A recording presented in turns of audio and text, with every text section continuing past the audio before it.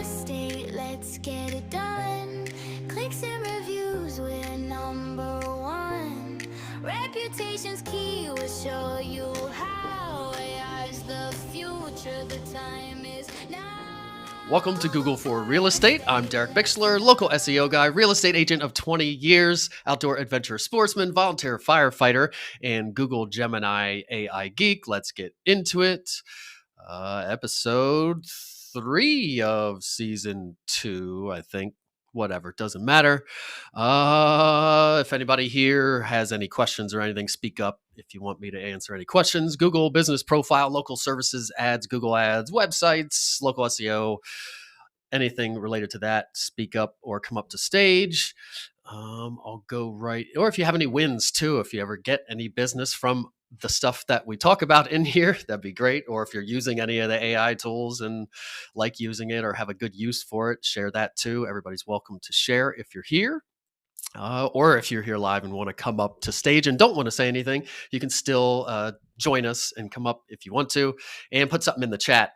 I am trying to make a conscious effort, at least at the end, to look at the chat quick and see if there's any questions here and there. I missed them, but I'm going to try to look at that a little bit better. So I will go right into it here. A bunch of new connectors. I'm always watching the connectors in Gemini because the more it can connect to the things that I use, the more my agent can do stuff for me and automate more stuff. Most of the ones this time are mostly useless, I think. Trying to look here and see. You got Fever, whatever that's like events. Find events, activities, and experiences available in your city, blah, blah, blah, which probably involves buying something, shopping kind of related, which means there's money involved, which again, like I said, like the first connectors were like Google Hotels, Google Flights. There's a lot of stuff in here that is money related that makes them money. If there's a go-between, they're somehow going to leverage that to make money off of it. So Fever, you got that one. Nobody even knows what that is or uses that. Otter.ai. Some of us might use Otter. I think that's the transcription, listens to your stuff. AI. So Otter, you can connect that. So if you use Otter, you can then pull your stuff into Gemini and look at it, analyze it, whatever else it can do. Ticketmaster, if you buy tickets, you could say, hey, watch. With Spark, you could have it persistently watch. I think you could say, watch the ticket prices for the coming up Jim Gaffigan show at the Giant Center. If you see the ticket prices change, buy it right away. Or I don't know if ticket prices for that kind of stuff even change. I don't know. But Ticketmaster is a connector. Thumbtack, what's that? That's for like getting people to work on your house or do manual labor, I think, something like that. Angie, also that type of thing. Angie's List, formerly Angie's List.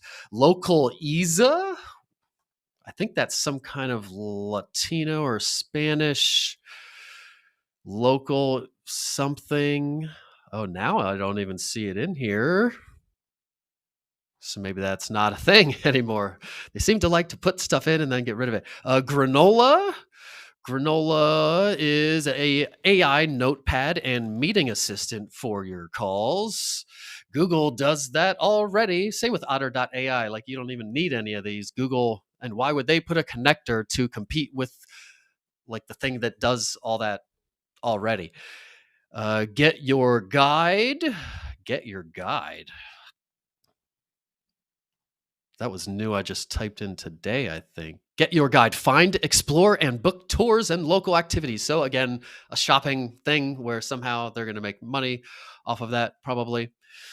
Still useful if you travel a lot and do lots of paid events and things. All these things could be automated for you a little bit more. Get your guide. I said that one. And Pandora. If you use Pandora, you can now connect it.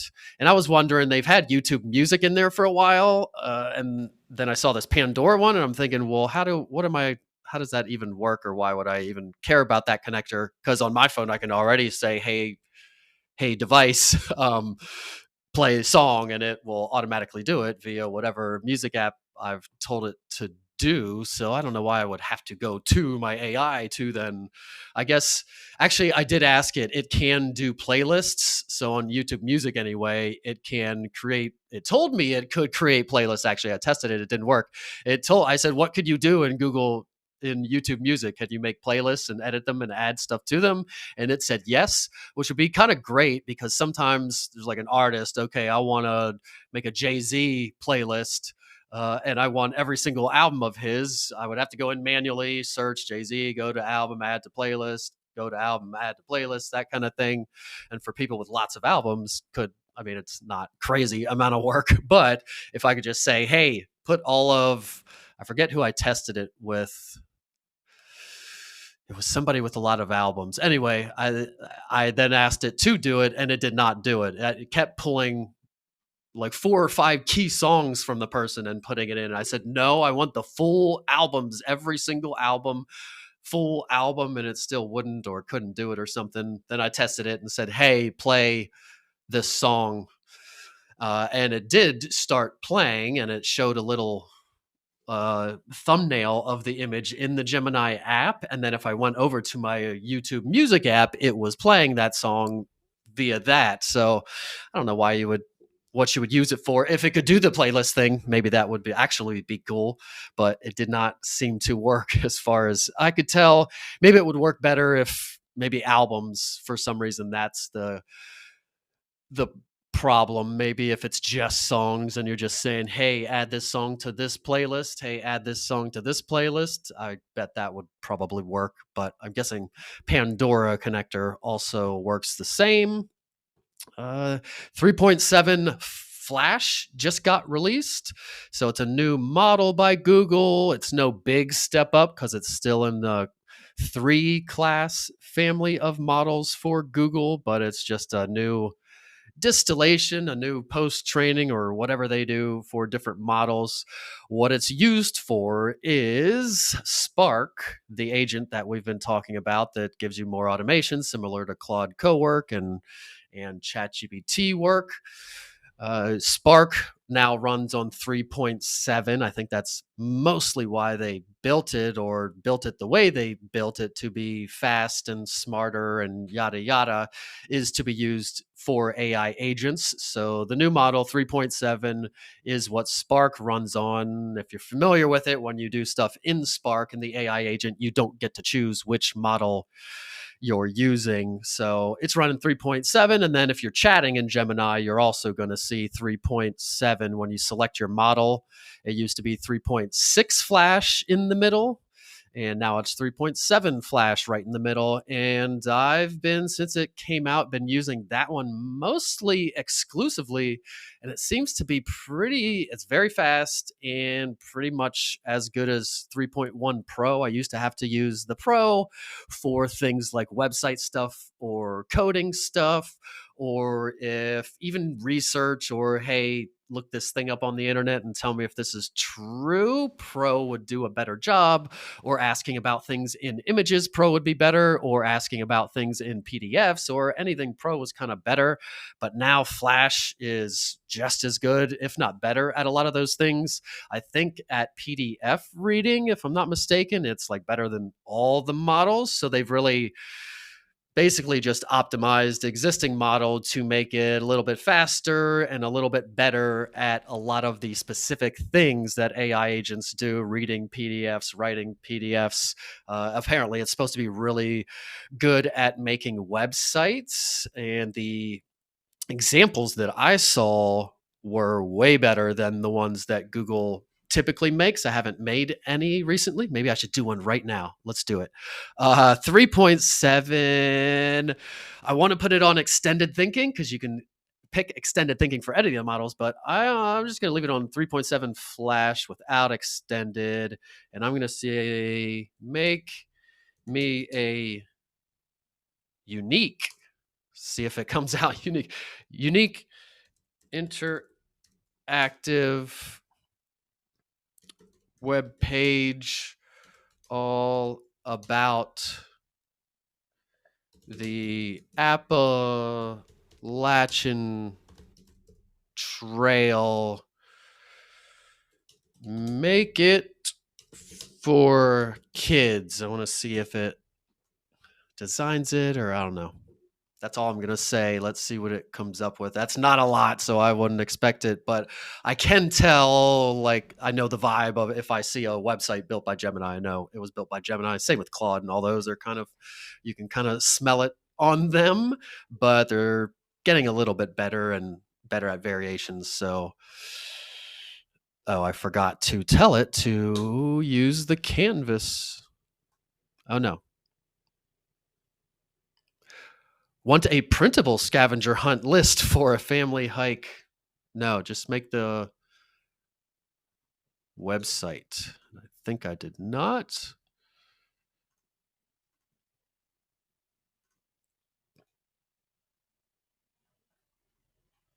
All right. We'll check back and see what's up with that. And I'll play with that a little bit more and see what it comes up with. I'm hoping it is better at making website widgets, which is something I've been using it more for. And sometimes it doesn't do spacing correctly, or just the visuals aren't quite like you would like them to be, and to talk to it 50 million times back and forth to try to get it the way you want it is tedious and doesn't work, period, a lot of the time. So I'm hoping widgets it gets better at. So I'll use a little bit more and report back. Hopefully we get a new pro version, a new Gemini 4 at some point. It's been postponed and postponed, and then all the shakeup of leadership over there that we talked about last episode. Hopefully it's coming. Hopefully that helps a whole new, not just iterations of existing models happening, but a whole new model from Google and DeepMind. New computer use for Mac on Gemini, and this makes sense because Gemini is being rolled out. Ooh, it made the website. And it's not bad, but it definitely looks just like they've always looked. So I'll have to see what I have to do to get it to do the examples that I saw, because a few of the examples I saw were sick. But the examples they give are always sick. And there's some special prompt or trick to it that you have to do or something. Anyhow, yeah, new computer use for Mac.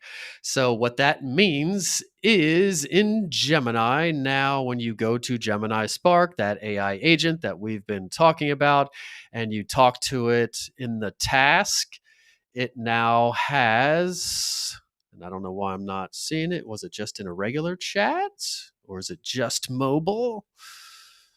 Huh. Let me pull it up on mobile. It says computer use, but it only works for Mac. Yeah, it's still there, so it must only be on mobile. Run tasks on your Mac. So it must just be a way to talk to your Gemini to then do things on your computer, and you can't do vice versa, tell it to do things on your phone. But anyway, computer use means it allows, in this case, Gemini Spark, to actually control your computer, move your mouse around. Theoretically, it might be in the foreground, might be in the background that you don't see, and do tasks for you, which would also usually mean it can do anything regardless of a connector being set up, because it can literally just act like it's you using your computer, click on your Google Gmail, and if it's logged in, it can go on there, click on your emails, and do all that stuff. So they rolled that out for Mac. If you've got a Mac and you use Gemini, and you have Spark and use that, you can click that and try that and see what you can do there. I'm not a Mac user, so that annoys me. And I asked Google when it's coming out for PC.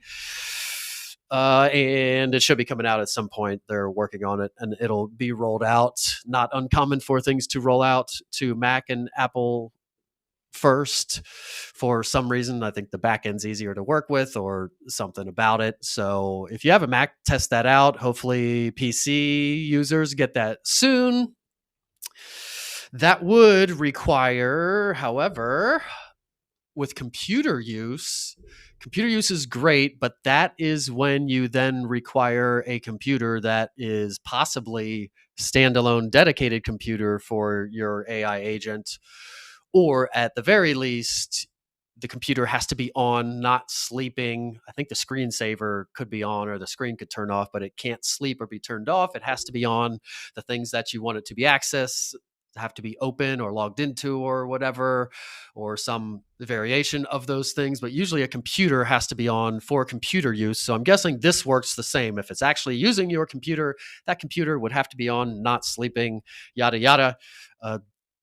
The one of the nice things about Gemini Spark, and I believe this is still the differentiator, I believe Claude Cowork and ChatGPT Work, both same thing. Your computer needs to be open and on, even if it's not computer use. It needs to be open and on for it to run the things. One of the differentiators with Gemini Spark is it works in the cloud. So if I tell my Spark agent to do something, I could turn all my computers off, turn my phones off, have nothing on, and it will still go in the background in the cloud, do the things, access my Google Sheets in the cloud if it needs to, and do all the stuff.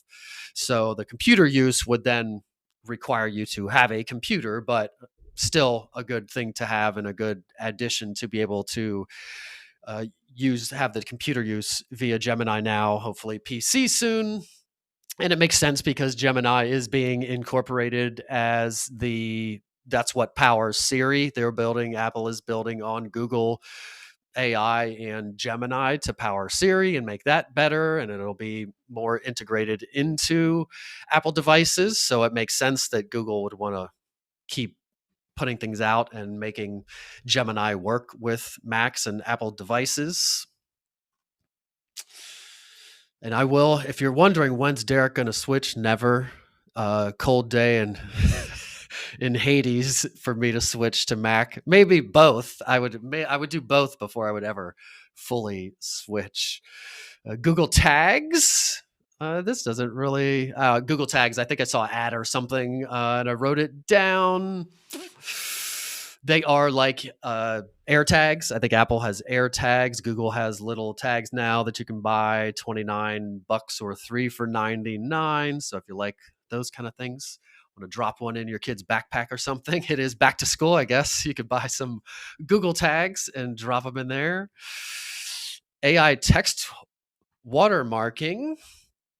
So Google basically came up, I think it's called Synth ID. There's a name for it. I think that's what it is. Don't quote me on the name for it, but they came up with a way for watermarking AI text, which doesn't mean that on the code on the back end somehow written into the text or the font or something that it somehow watermarks a visual thing or some back-end code thing that the AIs can read and know it's AI. The watermarking with text means that it will use certain strings of words or certain phrases or certain ways of writing that the AIs know is the way they do it, and then pick up on and can tell something is AI, and all the other AIs are kind of adopting all these same ideas. So, what it means for us is as the AIs get better at scanning things and knowing they are AI, I mean, they already can a lot of the time, but this will make it even easier for them to know that. It becomes more than just fixing the spacing and removing M dashes and maybe rewording a couple things here and there or changing a heading or something like that. Now you almost have to I feel like we have to reword or rewrite the whole entire article so these things don't know, because like we talk about, they all want, you can regurgitate and research and regurgitate information, and we need to do that if that's all you're doing, but really we want unique perspectives, unique opinions, and things that Google won't find other places, things that come from an actual human experiences, yada yada, at least human written and not easily scannable, written by AI, and then we write it off all of a sudden. So it complicates it for sure with this rolling out and more, all the AIs adopting it and getting smarter about it and everything. And Google continually going to be adjusting their algorithms to deal with this. And they don't just outright outlaw AI content. I mean, if a million humans and people are going millions, everybody's going to a web page and they look at it forever and they love it, Google's still going to rank it. It's not going to say, "Oh, it's made by AI," then it just gets thrown out. Nobody gets to go there or see it. If consumers and AI agents out there doing things for consumers love it, then it still is going to do okay. So I don't know. I guess I don't know what it actually means other than we gotta, like we've been talking about, you really, other than regurgitate, you really have to try to put some kind of unique perspective or reword it. Maybe it is a matter of AI writes the article and then you literally just rewrite every single section, put it side by side in two Word docs side by side, and then read that paragraph and then just rewrite it yourself right next to it and recreate the whole article. Or I'm not sure how we'll need to do that, because even if you tell it, "Hey, this is how I write, learn from how I write," it says, "Yes, I know how you write. I'm going to learn to know how you write and your mannerisms and using contractions and all that kind of stuff." If the system's built to put things in there so that all the systems know that it was written by AI, no matter what the humans tell us to do, then it doesn't matter how good your prompt or instructions to the thing are. But anyhow, so keep keep writing, keep putting content out there, and try to make it unique, which is great. I was with a client yesterday that has a big YouTube channel and making articles out of YouTube videos as long as they are the niche you want to be known for and dialed in and make sense with your website, yada, yada. But taking videos that you made and then using that to create an article, at least the source it's coming from to begin with is you speaking in a video. Again, going to have regurgitated somewhat, some information regurgitated, but for sure is going to have more personal anecdotes and mannerisms and opinions and perspectives and all that kind of stuff in it. So you're kind of starting with something a little bit more unique if you use videos or uh, content that you are already putting out elsewhere.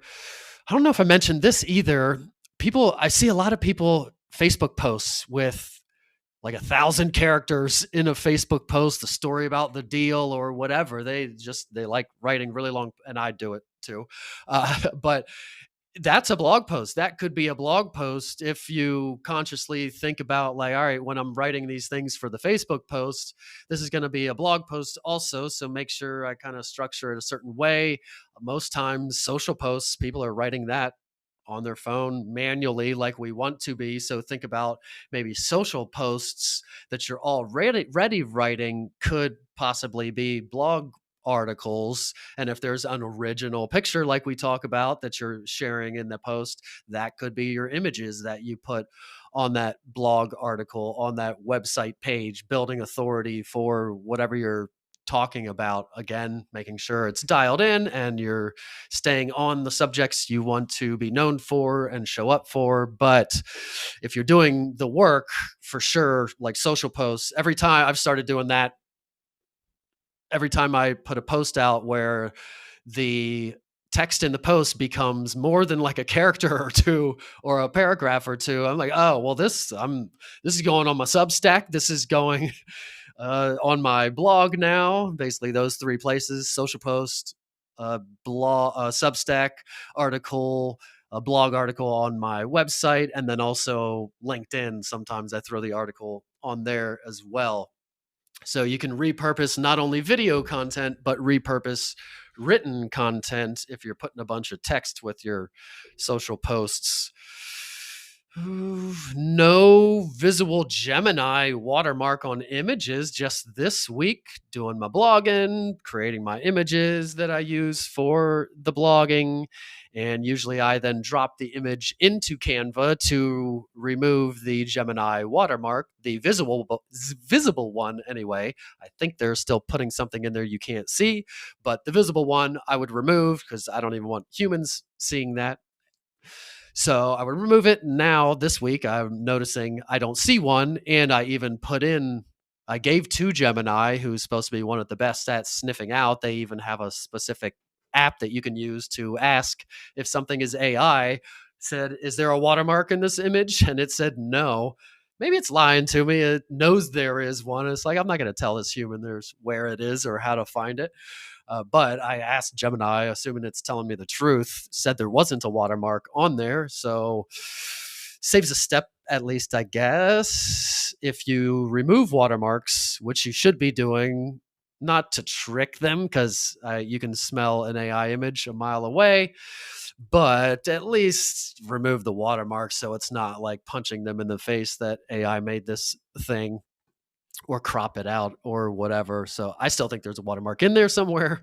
Maybe it'll come back visible, or and they do move it. They have been known to move it so that, because I would cover it up sometimes instead of removing it. I'll cover it up with a logo in Canva, and then every once in a while I'll notice, oh, it's over there now. I got to move my logo over there. They're trying to not allow you to automate it, or if you automate it, not for too long, we're going to move it.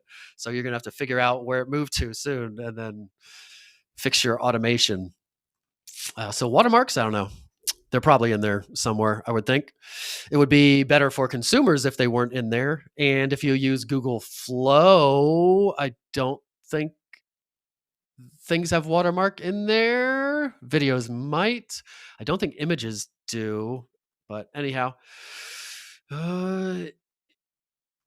increased requirements for local services ads. I've been looking into this, haven't been able to find anything on record from Google about it, but in the last, I'd say 3 months or so, any brand new Google business profile, it used to be you just had to get to 5 reviews to be able to connect a Google business profile to local services ads and start running those. But now, yeah, for the last 3 months or so, I've had profiles 7, 12. I think I had one get to into the 20, like 22. I want to say that was the highest.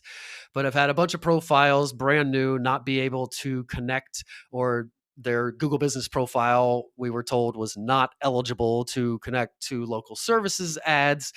The only thing I could find is still the policy of the 5 reviews being the minimum, but clearly it's not that anymore, or at least for some business types, it's not that anymore. So, and maybe it's that plus some age of profile needs to be a year old or 6 months old, or we need to see eight calls happen through the profile to trust it, or I don't know.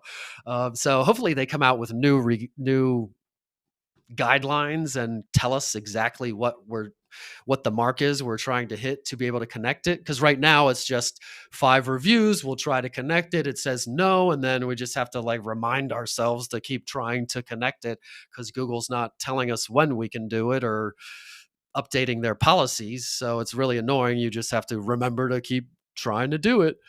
So hopefully that gets fixed. If you remember, local services ads is moving over from its dedicated dashboard over to the regular Google Ads dashboard. Should be happening any moment. I'm in there every day. None of my accounts have switched over or anything happened with them, but it's supposed to be happening as we speak. Possibly the requirements will change altogether. The things you have to check off will change, hopefully for the better, once they move over to Google Ads, but we shall see. So just more changes with local services ads, getting a little bit stricter on requirements to be able to run them, looks like. New Canva feature. This has nothing to do with Google or AI or anything we usually talk about, but I love me some Canva.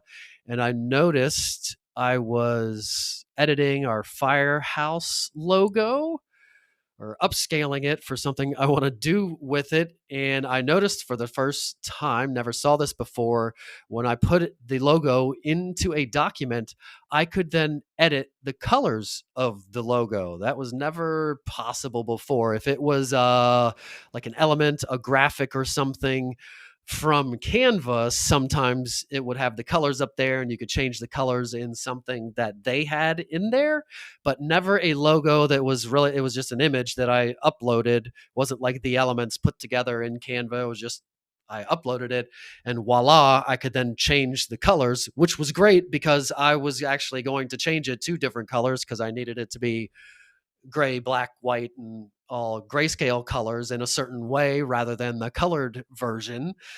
So if you use Canva and you're a Canva head, look out for that. Or if you have a logo and you're like, I need a black or a variation of a logo or a crappy logo that I need to edit, plop it in there, upscale it, change the colors of it, remove background, do all that stuff. So being able to change the colors in an image that you upload is new as far as I can tell. I never saw that before.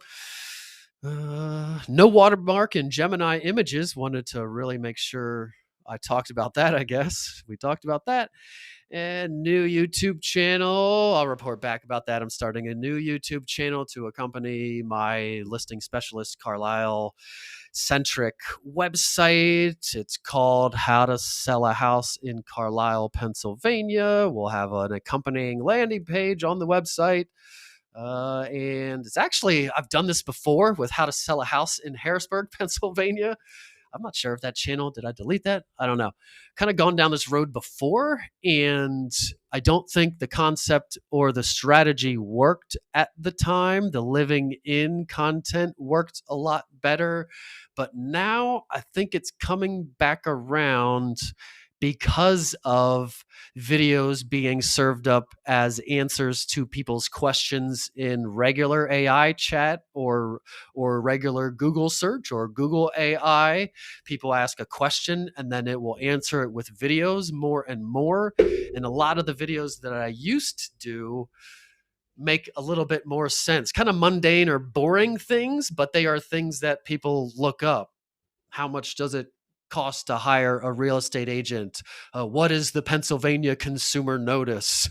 What is a seller's disclosure? Kind of boring, mundane things, but people do look them up. They build authority as a seller's agent, yada, yada. So, and just giving people the playbook of how to sell their house. This is how I would stage it. This is how you would price it. Here's how you pull comparables, all that kind of stuff. Just being a complete open book about the selling process, how to sell your house, just giving it all away, and specifically centered around Carlisle, Pennsylvania. So, channels created, bunch of thumbnails for the first videos are created. The descriptions for those first videos are created. I got my OBS, which if anybody needs something to be able to record video, OBS, you just Google it and download it. It's free. Great, fairly easy to use once you figure out the basics. But anyway, I have that all set up and ready to go with my different scenes, got my new different mic set up. So everything ready to make the videos. And that's what I keep putting off and what everybody keeps putting off. So I'll do that soon. I am going to do it. And we'll report back as I go. And if I get anything out of that after a while, don't expect anything right off the bat. And then the last thing I have on here is my Labor Day checklist. Labor Day is coming up, only a couple weeks. Actually, I think is my birthday on Labor Day. My birthday's on Labor Day like every fifth year or whatever it is. Yeah, September 7th, Monday. So for that day, that is a couple weeks. Right now is about what you want to do. Number one, what you need to do for your local SEO Labor Day checklist is go to your Google Business profile. And by the way, your Bing Places profile and your Apple Business Connect profile, if you also have those set up, possibly Yelp. I want to say Yelp too, maybe. Yelp hours also. Google Business Profile being the most important, obviously, but all of those, you go on there and you tell it that you are open on Labor Day. Don't leave it up to chance. On Labor Day, if somebody Googles realtor, the people that said, yes, I'm definitely open, normal hours, theirs will say green open, and yours will say might be open, and in red or orange, it usually says hours may vary today. Basically, they didn't tell us, and we're not sure. And unless the person is looking for you specifically, they're going to call the person that is green open every time. So we've talked about it a million times. You want to be open Christmas, Labor Day, just be open every single day, 365 days a year, the same hours. I've never heard of somebody saying I got too many listing calls on Thanksgiving.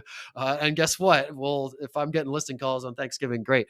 So be open every day. You want to be green, open, showing. So that's step number one, Labor Day checklist. Tell Google and those other ones, if you're doing those, that you are open on Labor Day, normal hours. The next thing you want to do is make a blog post or a page on your website, however you structure yours. And I'm trying to find my checklist. Here we go. Oh, it reset. A page on your website about it, things to do on Labor Day in Carlisle, Pennsylvania, the complete guide to all the things to do, blah, blah, blah, that kind of thing. And you can use Notebook LM and Gemini and all the AIs or Claude or whatever you use to research it, write it. I like to have a couple different ones, maybe all Gemini or all Notebook, but I have a couple, maybe multiple models, whatever, but write a couple of articles because a lot of times they'll forget something or they'll pull it all in, but for some reason they won't include it in an article. So I kind of do a couple, two or three, usually two for sure, maybe a third. And then I put them in and say, hey, combine these articles, make sure you mention all the things, but don't duplicate, blah, blah, blah. And then there's my article.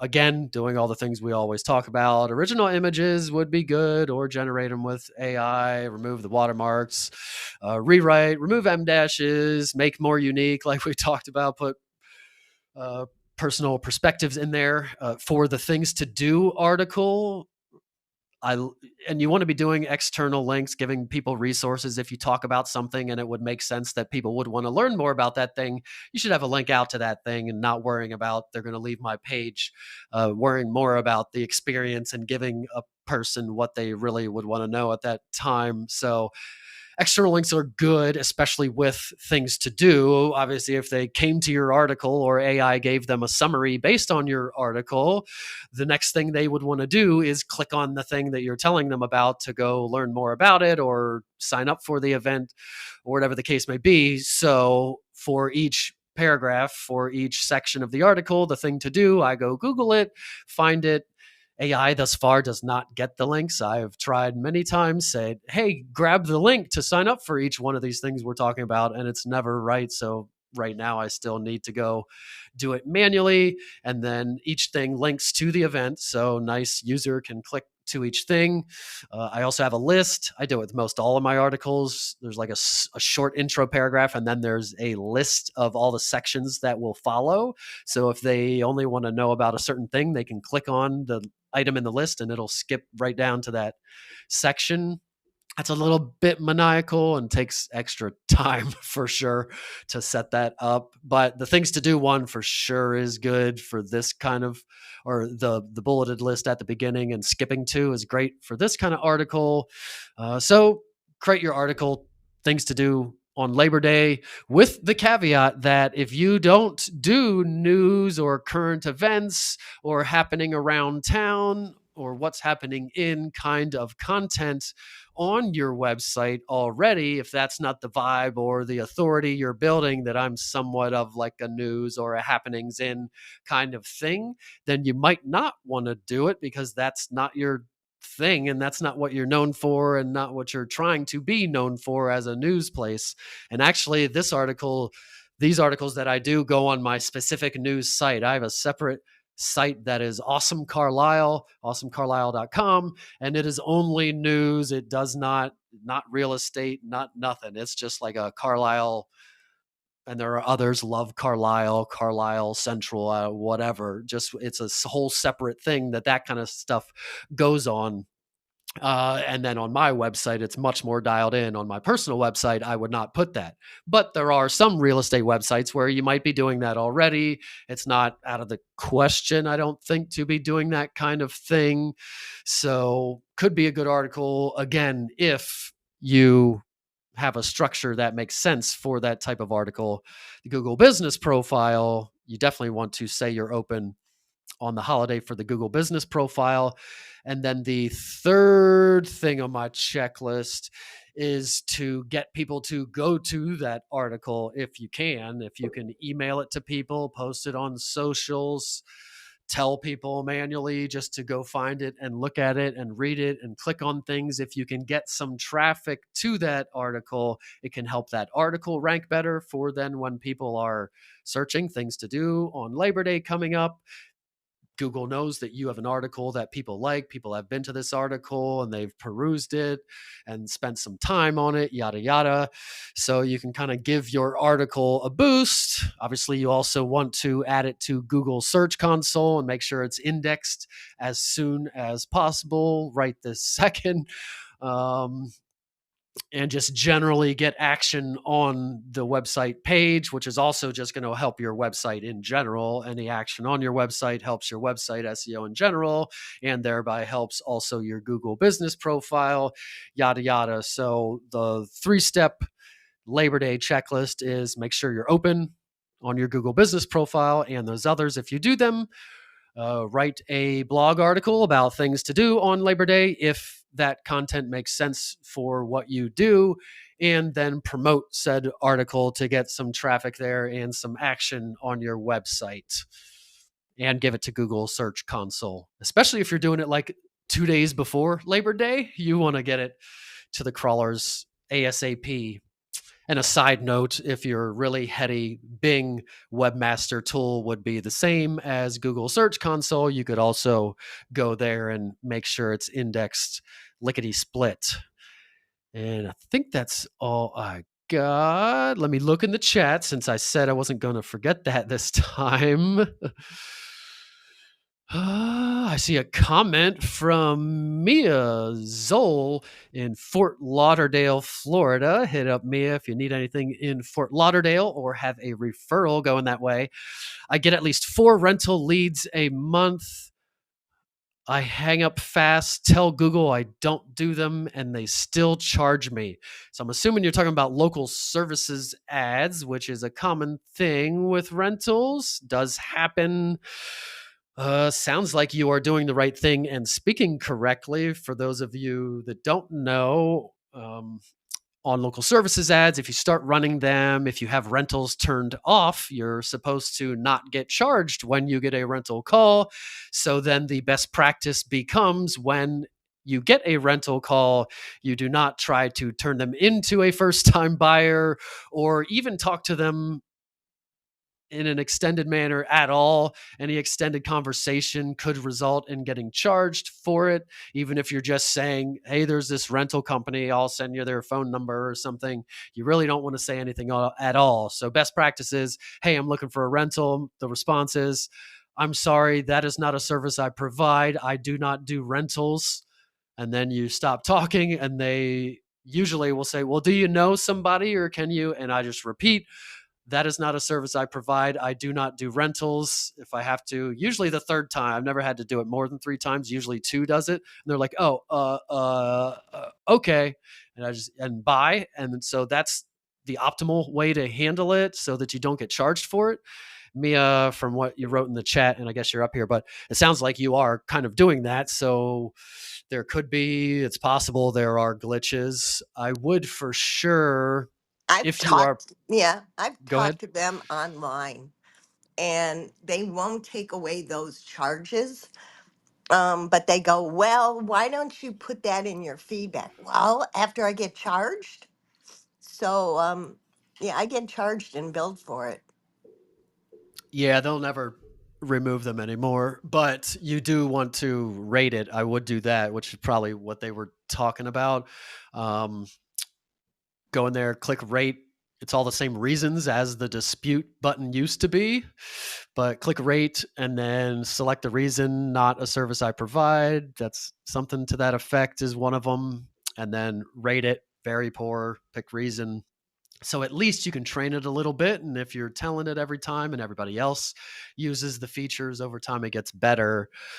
Or, I mean, there are times where it's just like, this sucks. It won't stop. Doesn't matter what I do or how I talk to people. Then maybe it's just, you Yep. got to turn them off or something. Yep. Yeah, which is It's hard getting to be because, that way. you Yeah. know? Eventually, there's going to be a buyer or a listing or something in there. Oh, there Um, have been. There have been. But do you have first time buyer turned on? yeah. You could try turning that off. I feel like I've no proof or data, but These that people does. call, yeah, these people call and they say, well, I'm looking, it is now time to come to Florida. I'm looking for a room by the ocean, just a room. How much would that be? It's like, I don't do rentals. Yeah, and you're in like that kind of place, a tourist kind of place where a lot of other areas wouldn't even have that kind of activity. People heavily Googling places to stay in a place like that. So, yeah, markets like yours might, everybody in your market might experience lots of rentals, which you would think Google would figure out. Hello, AI, listening to everything that. They stop for a while, okay? But the amount of money that they're charging me for, I could put that into another venue and just stop it for a while because you know, it just doesn't make sense.